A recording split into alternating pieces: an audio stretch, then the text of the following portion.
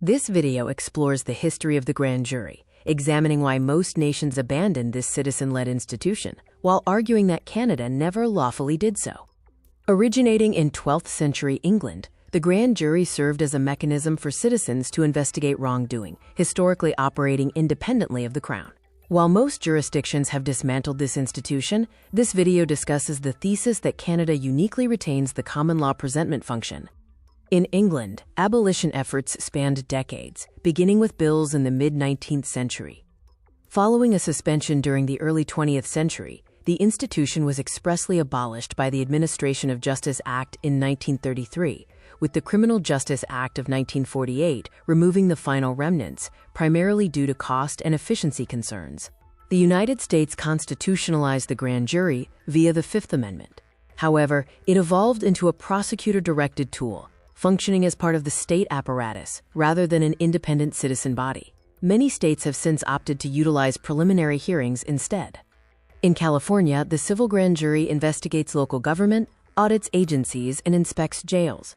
Unlike the historical model, this body is created and supervised by statute and remains subject to legislative change or abolition. Liberia adopted the American model, utilizing the grand jury to screen prosecutorial indictments. It functions as a state-controlled charging mechanism, rather than an independent body for citizen-led government investigation.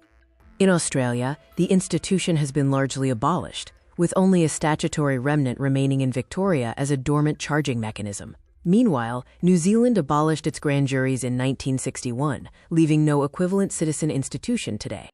Turning to Canada, the grand jury was received through English common law prior to Confederation and was embedded across the colonies. Statutes in Upper Canada recognized both grand and petit juries, effectively carrying this common law institution forward into the new nation. Canada's constitutional division of powers allocates criminal law and procedure to Parliament, while provinces oversee court administration. The argument is made that while provinces dismantled the administration of the grand jury, the federal presentment function was never lawfully abolished. While the Canadian Criminal Code Section 576(2) bars indictments before a grand jury, it does not explicitly abolish the institution. Given that the Canadian Bill of Rights recognizes pre-existing rights, it is argued that these rights cannot be extinguished by simple implication. The unique retention claimed for Canada includes independent convening and investigation, freedom from prosecutorial direction, the ability to inspect jails and address citizen complaints, and a firm foundation in the pre-existing common law.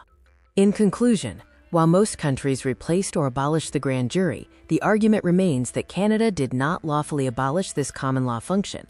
Consequently, the citizen grand jury is presented as a restoration of this right rather than a new creation.